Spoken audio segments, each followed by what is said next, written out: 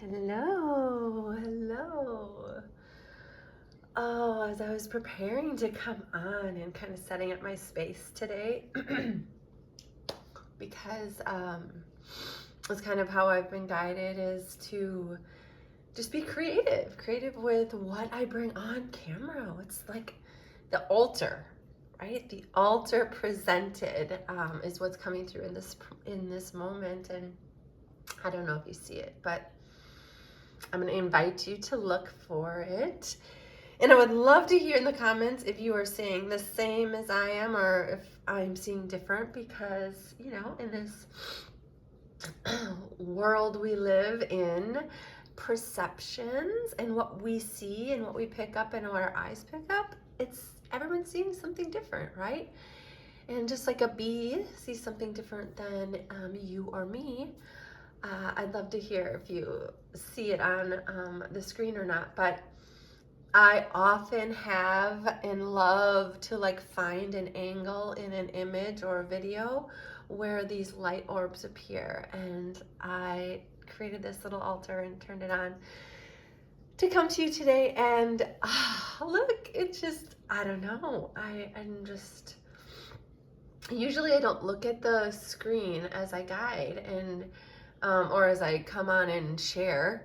I call it guiding because it's kind of the same energy that I tune into when I'm guiding in a yoga class or in one of my intuitive sessions. It's just this field of awareness that I tap into. And so anyways, when I come on here and I'm allowing spirit to channel through me as it's supposed to be shared in this moment, I typically don't look at the screen, but today I see this little orb and I'm so mesmerized by its presence, and I'm just grateful for a little wink from spirit, wink from God, wink from source, creator, whatever you call it in your world. I trust that those that are here have that same, essence and just heart knowing around what I share, because that's the intention I'm putting out there as I am sharing and expressing, is that it finds its way organically to the right people in the right place in the right time, and it inspires and it invokes and it activates something within you that is necessary in your soul growth, because that's what we are here. Spirit in form, spirit in this human body, being human best we can, right? So yeah, and so what I was being guided to come on for is a little bit of a morning practice and ritual that, to be honest, I've been a bit resistant in for various reasons that are a little emotional for me. So I'm just gonna honor that this moment too. That sometimes we experience things in our lives that are hurtful, or and even on the spiritual path, to call it hurtful is, there's always this dissonance, because in anything I'm feeling, and experiencing, I'm knowing on this path that's part of it. And I'm on the tail end of what many have called the dark night of the soul. And I hold that same dual perspective, I guess, on that. And I have a harmony with holding both of those two perspectives, right? When we're at dis-ease with our dissonance inside, that's kind of that uncomfortable wiggle that's inviting you to understand it. And coming to acceptance, right, of a spectrum between maybe two ideas you hold as questions, or openings or knowings, right? You can get to a space where like, no, I do know that I am somewhere in between the spectrum of these two things on that topic. And so, with that said, the experience in life that I've been kind of going through, I know is transformative. And that's what I ultimately am coming to, bring and share in this world, is the idea of living your heart-centered life is not, like, what does that mean? And how does that feel? Because when we can feel into something, that we have then come into embodied understanding of. And from that space, it's easier for us to believe that it's available because we felt it. We felt what that will feel like, and we can invoke that feeling. And the more we do that and we become that, we are tuning our vibration to be in vibrational alignment with that. And then it is just naturally what is already in your life. So it's that present moment embodiment and knowing when you're out of dissonance with it, an invitation. And there is no, like, on this spiritual path, this high vibe idea is wonderful, right? Because it is, yes, it is the idea of being in your vibrational alignment, is what I like to call it. So it's not necessarily thinking that that means I'm walking around and in my human experience everything is rainbows and butterflies all the time, because the reality is we're on this human experience, and do we really want nothing to happen in our lives? No. There is a level of joyous adventure but the pain and the suffering, I believe, is that invitation for humanity to release these old wounds. So, with that said, part of what I'm bringing to you is this embodiment of getting in your body and feeling and moving out the resistance and the tension that you hold. And you know what? Everyone has their spectrum of what they hold in their body and how they hold it. But even in our day-to-day patternings, in their day-to-day activities that we do, we tend to habituate and do the same things over and over. So from a 3D world perspective, in the habits and behaviors that we're actually displaying in our day-to-day life, and from the internal spaces and places that we've carried in our DNA over our entire existence of humanity, because we're ever evolving, right? And even giving up the idea that it had to be something painful. It just was something we habituated. And so creating the awareness of our body and where we're holding on to tension and bringing more fluidity into our tissues, right? Because as we age and as we have done things the same way, as our genetics have been activated, we have more power in them than we've ever been taught or known. And I'm here to attest to this as practices that have healed my body. And I am also in a state now where, I'm more stagnant and my body's a little triggered when I go to do the things that I've been doing, because it's bringing up real life circumstances in my 3D world that I experienced, and they're not so comfortable. But as I said, I always see every moment as the divine unfoldment of my life, and so informative on my soul path. And that's where, when you start honing in the practice of knowing your essence and tuning in to that ever flow of awareness available to us from a broader perspective, getting out of the triggered sensations in the body's nervous system, it's carried through all your lifetimes, including this one. and how all of that experience is your life. And coming to radical acceptance in this, what I call an empowered what I want to do is empower you in your transformation, because an awakening path will change your life. And it's one of those things that, depending where you are in your journey of that, your level of acceptance of that is something you either consciously chose because you came to a breaking point and it was like, no, I don't want this for myself anymore. But there's always that pivotal moment where you decide to change for yourself. And sometimes it is for others, and it usually starts there.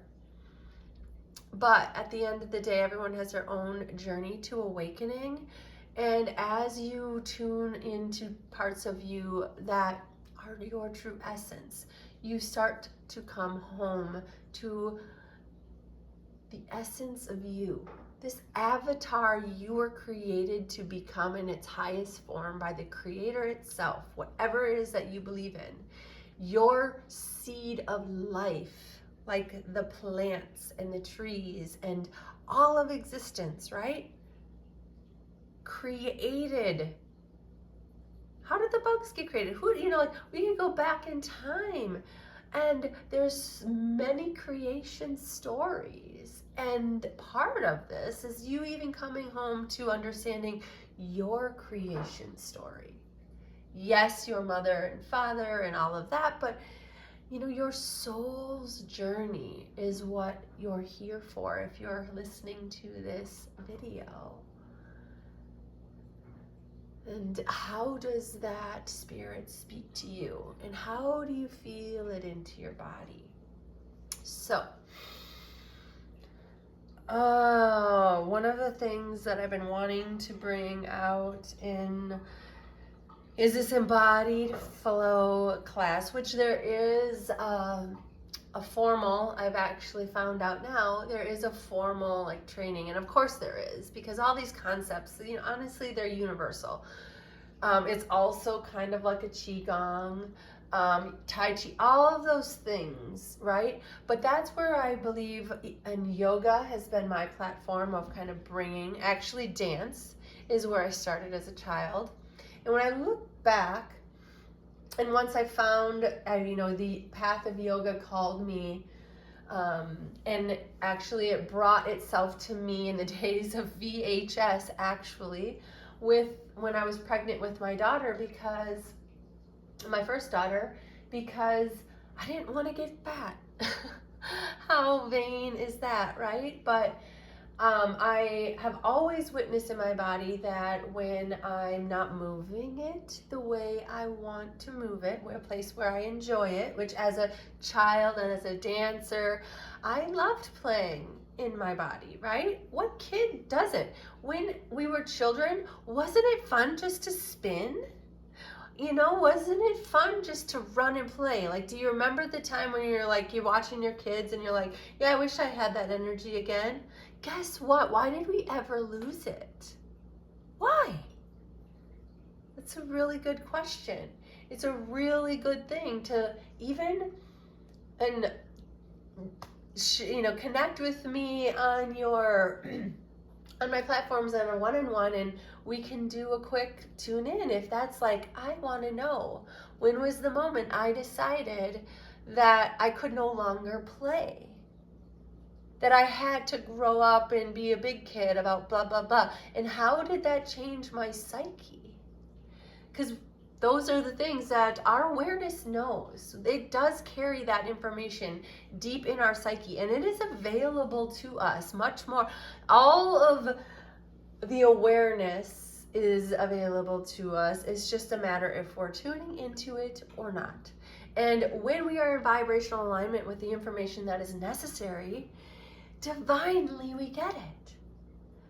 And we do not know all of the majesty of spirit, but all I know on this path is it's pretty magnificent. And so becoming to trust yourself and your humanness, and knowing you are always supported. When are you not, unless you're jumping off a cliff, with which really, honestly, in the human, like earthly world, you're being completely held by the elements of this planet as you are also falling. They're just different elements, right? We're experiencing the earth in a different way, and that's where we're falling. But eventually, because of gravity, we do hit and we get held to the earth. So we are always being supported more than we've ever believed, and giving our Mama Gaia credit, right? And giving one another and each other the circle of life, the weave, the web of life. Like, we are just a single part in a much bigger universe.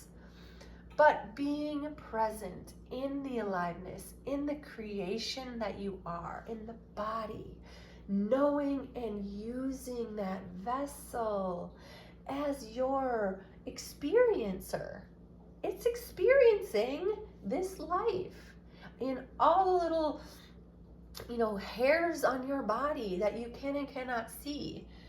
And can we become in a aligned and healthy way in our human form, our highest version of our avatar available right now. All the gifts and talents that would not be overwhelming, because I have gotten to a state too of like, I can really activate sensations.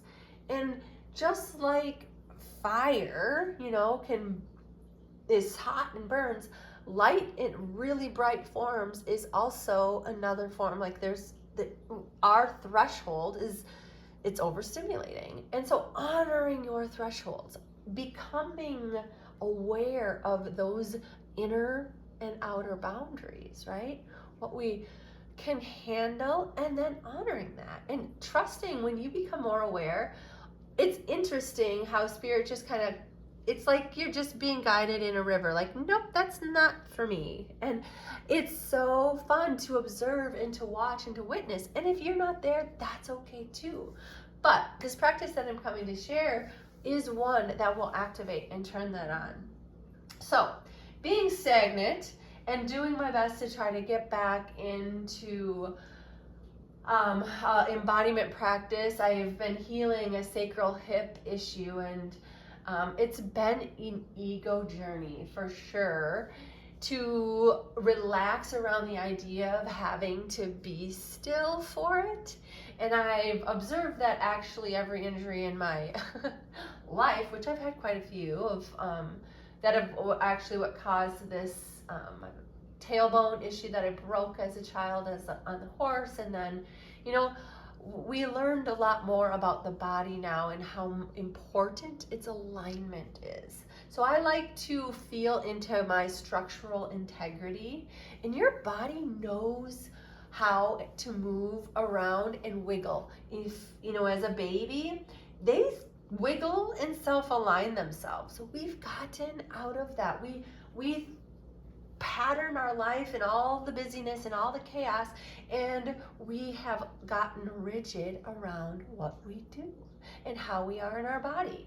So this practice is getting into those tension places, into those places where we carry something, energy, stiffness. It's not harmoniously flowing tissues. It's dysfunction for some reason, and it's likely a time and a space or a reason where we've just held ourselves too long in a bad position, and the root of it, who knows what it was. But oftentimes on this path, you're kind of given the awareness to know what may have contributed, and if it's just the common grind of life, it's likely something that you're doing that isn't serving you.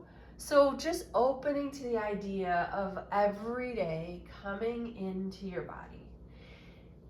And can you work with the structure of your body right now, accepting whatever it is? And sometimes we are put into circumstances beyond our understanding.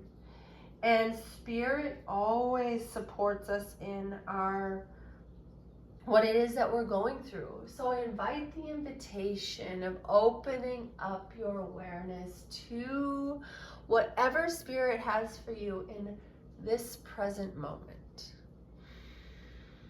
And we'll do that by activating the breath.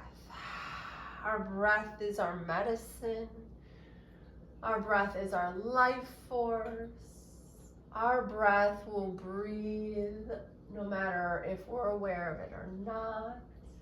But when we are in harmony with the breath, when we learn how to become one with our breath, it becomes easier and easier to navigate this life. And then our breath patterns actually change. And when they change, it changes our patterning as well. So becoming aware of coming into a space where we have this body awareness. And we're using that awareness to our benefit. And whatever that looks like for you, if you're in a state of dis-ease, this is your reminder that your breath will be your guide and to use it. Tune into Spirit. Tune in to you for whatever is there, as that's why I call it the empowered transformation.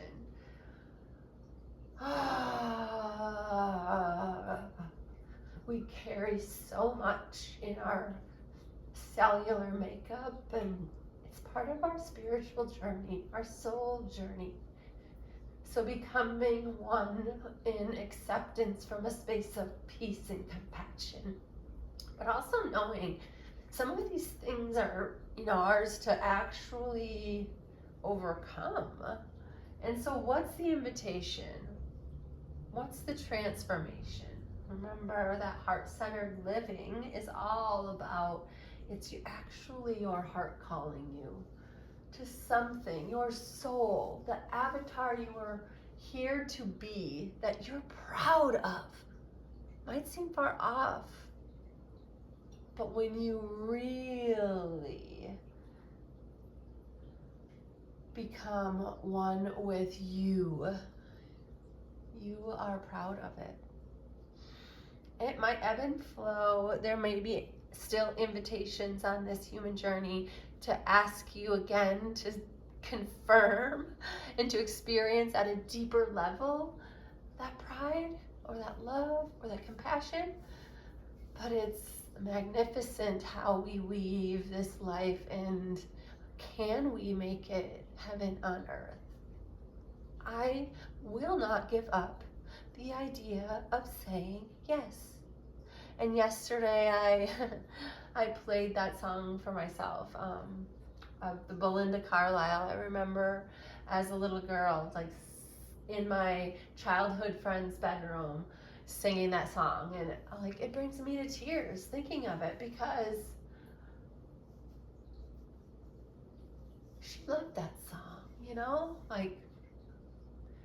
And I don't know, see, that's where this movement, like, it brings up some sadness and it's so beautiful at the same time, right? But it kind of feels painful to listen to that song, and instead of going to that depth of it to play the song, I'm just kind of tapping my body. And, it's interesting, it's coming out this way, actually, in this moment, and this is why these videos are as healing for me as they are for you, is it's, one of the things that has been struggling with bringing this embodied class out to be shared is the fact of the music and and the copyrights and all of that. And when you're in physical person, it's different. There's licenses and stuff you can get to share, and it's just a little bit easier. And that's why for videos I want to be able to play my own, so I can have like that full autonomy. Anyways, I digress. That's the mindy part of me coming in. But with the copyright, I haven't been able to like invest the time into figuring out, nor I want the organicness of any song. So here's the real part. It's like the mind of me, of Teresa, says, I'm not going to do it unless I can do it the way I exactly want to do it, and I can't because I don't know how. So therefore, I'm not going to bring this class. Well, what's funny is the soul of me now is kind of showing me too how the human me also is blocking that, as like it's feeling like a resistance point so much, because it's painful for me to listen to the music I love right now. If I have to be really honest, it invokes so many feelings that are still real that I just don't have control over, like the 3D so much, or at least it feels like it at this moment. And that's where I hand it over to God and Spirit of my choosing, and ask, like, and this moment actually is telling me, is going back to, there is something about not having the influence of the music. And I've known that too, because that does influence the energy.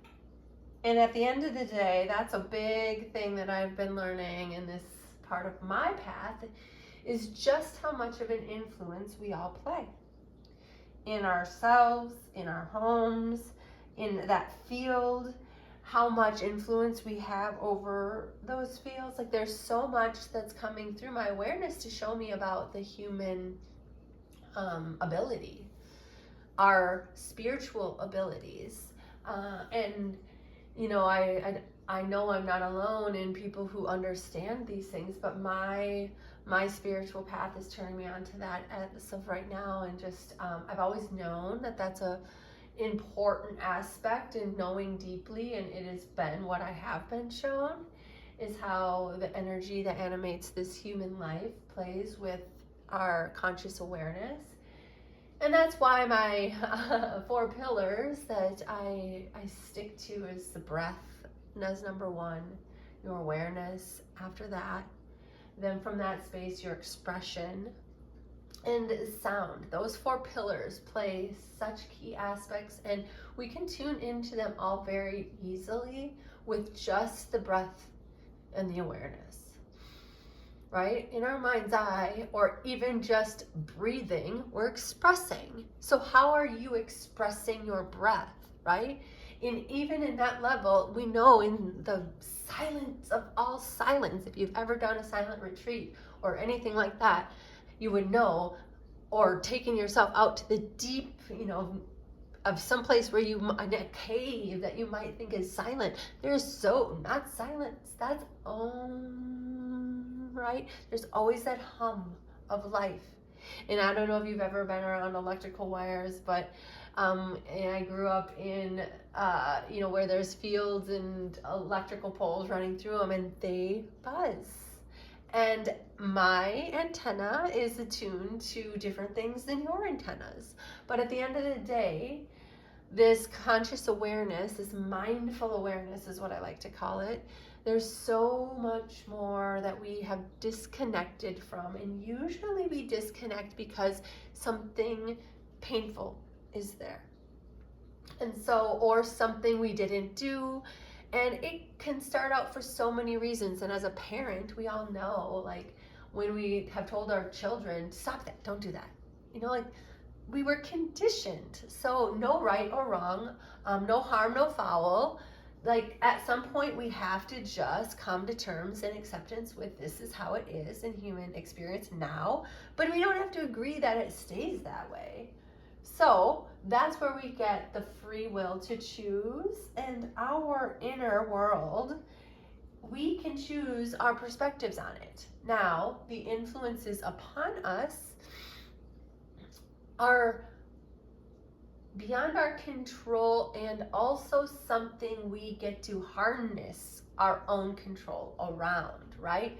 We do have the abilities to set up those internal boundaries, or learn how I like to say it is learn how to work with our boundaries. Because for years I was told by spiritual people because you can feel someone's boundaries and how your energy interacts with them, and when you're the type of person that picks up on that information, and you understand other people's like energy processing a little bit better. And I know when, I've run into very intuitive people and they pick up, they all say the same thing, and they describe exactly what I knew about, but that was my gift. And that was the shift. That was the biggest thing, is when you're hearing these repetitive patterns, we are so programmed to say, that is wrong with me.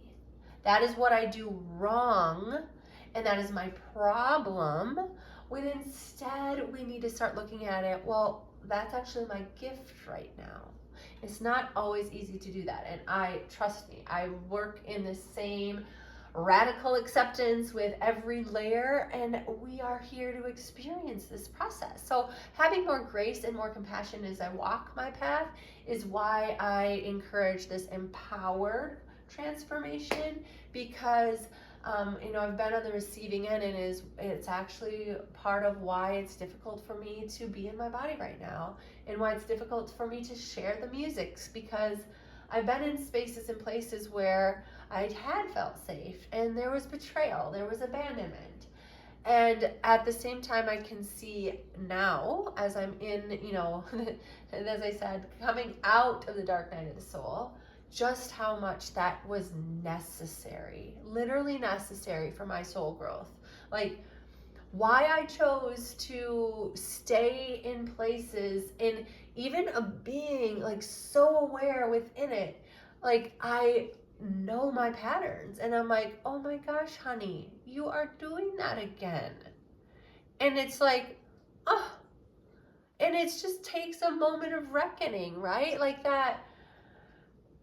Can you go back to a time when you were a child and, you did something wrong and you didn't mean to? And your parent comes in and you get in trouble? And I distinctly remember, I don't remember that part of my childhood per se, but something's in there. Anyways, what I do remember, and this actually is bringing me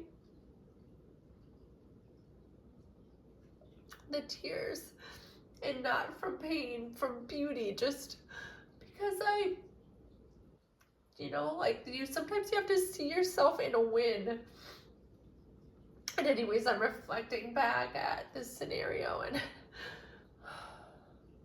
as a mom of 4, and if anyone can resonate with having more several children, is you learn something different with each one, and you're a different person with each one, and you're a different mother with each one. And being older in my life, I have sisters, and each one of us have a different perspective of our lives, right? And if you're in this space of your life where you recognize that, you realize that that is the story, and everyone does have their own experience. The same experience can be perceived each of the ways of each individual person.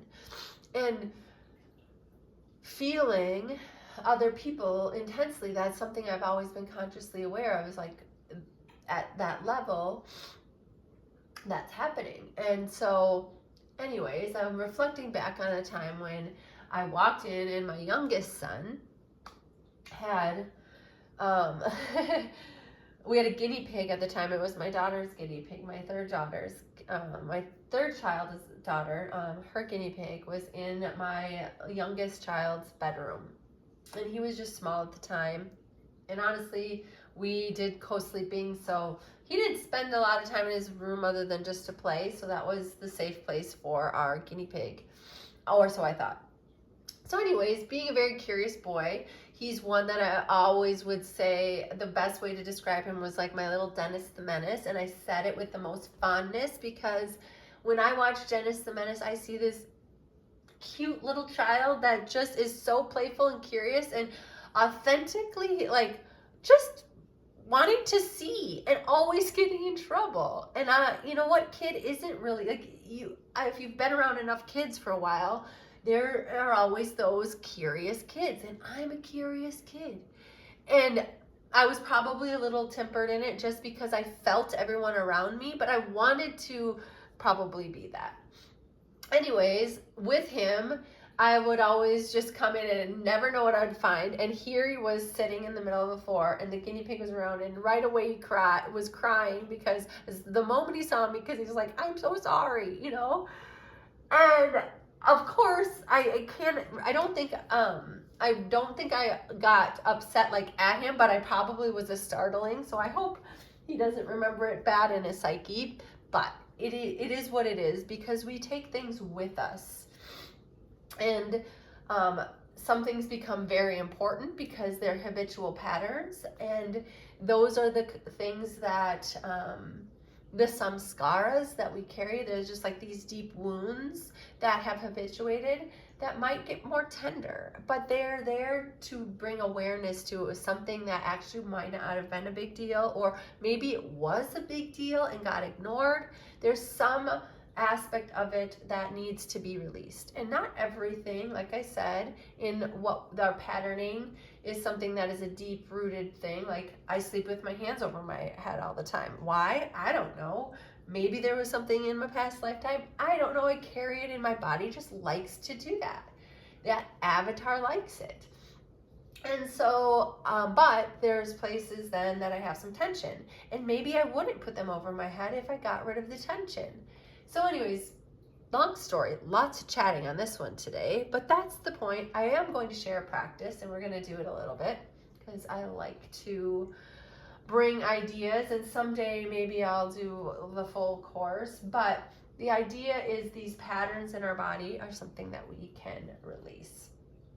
So might have went on a little bit of a tangent and lost my sight there, but as I said, I channel these and I trust what comes through, and it feels like it's a shift in all of what was necessary to be shared has kind of been shared. So, with that, what sparked was how I have a lot of things in my body that just want to be expressed, that are ready to be expressed again, and that we don't need music. We just need to tune into our bodies, and that we can do this in any space, in any place, whenever it calls to us. I know it doesn't always seem like, I don't know, I've been a fidgeter my whole life, and so sometimes I felt like, and my youngest son is too, he's got that extra energy. But here's the difference, and I have found this when I was a child. As I said, I tempered it. It was probably running to the same level as it is right now then. I just kind of kept it at bay because I distinctly remember getting pinched by my uncle in church. And it hurt like a mother. And he pinched, if you ever take, you can do it to yourself, tip of your finger and the first knuckle and pinch them together. There's a sharp pain. And I was fidgeting in church, and he did that. I don't know that it happened more than once, but maybe it did. I think he would do that to all of my sisters and I, honestly, if ever we were getting out of line. But we were just kids. We were not that naughty. Anyway, being kids, fidgeting too much, and being told no, I tend to like hold on to the amount of energy that I actually want to expel. And I see that in my youngest son too, and that's why I'm like, Gavin, you need to go outside and play. You need to do these things. So our bodies kind of have this amount of energy that they receive, and what we do with that information is what we need to kind of learn to work with. And so when I am in my like space of really getting into my body. And this is, I believe, really what, as a baby, like I said, I'm going back to that, we wiggle out and get back to a harmonious state. And as we're told and as we grow, we start getting rigid and put into forms and things that this is right, this is wrong. And we've never really knew just how important some of these things are. And if we go back to things we learned in kindergarten or things that they're starting to do these things in schools right now. The problem I see is that we are getting rid of them as kids get older. And so I'm hoping that the systems of schooling change and really allow these things to be normalized as okay. And even like we change the form of in recess, going out and playing every few hours, because it helps the brain, it helps the body, it helps all these things. But we conditioned out the play. We conditioned out the creativity. I'm shaking here. So that's the point, right? Allowing yourself to breathe.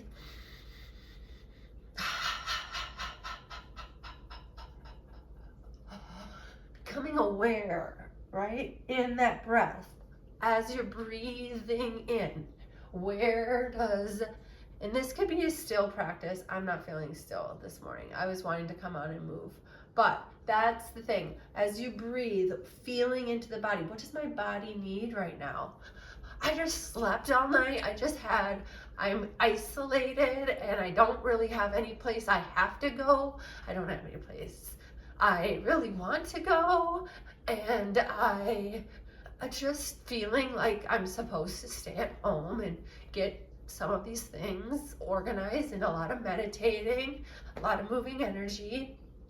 But I've been very stagnant for a while because of this hip. And that's been a journey in its own.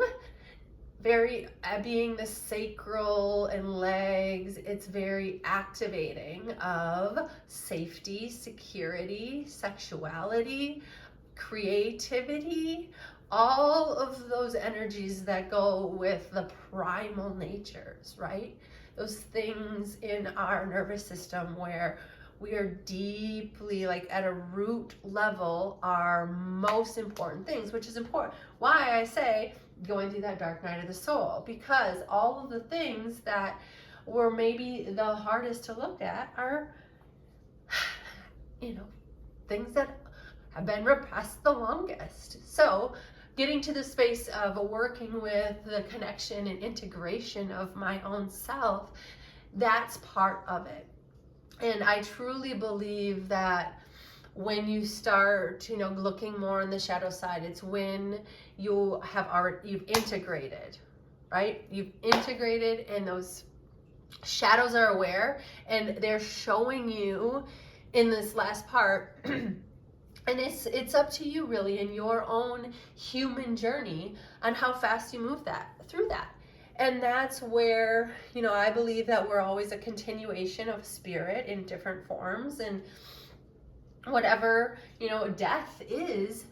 I've experienced death in so many ways in my own physical ego aspect, life, getting back into alignment with the soul that I was created to be here in this planet, and all the reasons why I didn't follow that path. All of that is just becomes on this transformational journey, and this transformation and awakening it's just making the unaware aware. And some people are meant to walk through this life in more of a less aware avatar, because it takes all of us in this whole creation to continue experiencing life on the evolution of consciousness. Essentially, there's a spectrum of experience, and we are a data stream in all of it. And I don't want to go down my belief systems in any way, shape, or form here, so I'm going to leave it as your journey to coming to that understanding within yourself is yours, and it is a lifelong journey, I believe. And at the end, I have been a death doula, is what I'll call it now, because it wasn't necessarily called that then. But I also just know in this lifetime, and I know enough about my birth chart and my mind calendar and all the things that I am here is a part of the underworld, and part of that, not necessarily just the underworld, it's all of it, right? I'm here to understand the full spectrum, the full